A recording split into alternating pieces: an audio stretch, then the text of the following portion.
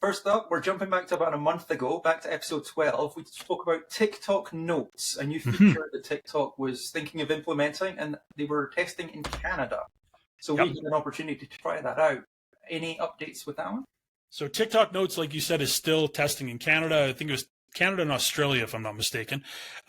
So I've had a chance to play with it a little bit more. And if you go back and look at some of our other episodes, you'll see better reviews and descriptions of it. I would say my kind of second impressions of TikTok Notes, that now that I've had it for a little bit, is that it's not terribly busy right now because it's just Canadian. So there's a smaller group of people that are actually on it.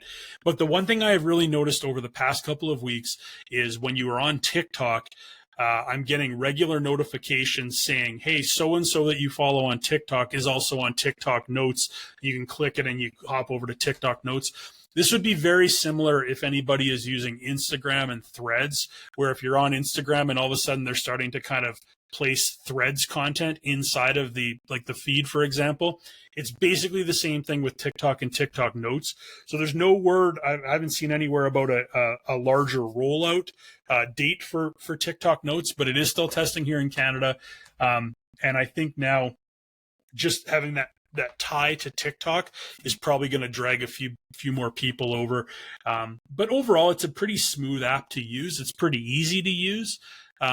And I would imagine when it actually rolls out to everyone, there's probably some additional features that'll come with it. Maybe they're slowly rolling those out in test. But yeah, that's all I know about TikTok Notes right now. And I am curious to see when it does kind of make its big appearance to the world.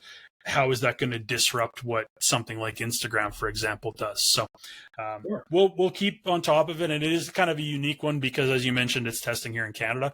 Yeah. So we got kind of a front row seat. But that's kind of the full, that's everything I know about TikTok Notes right now.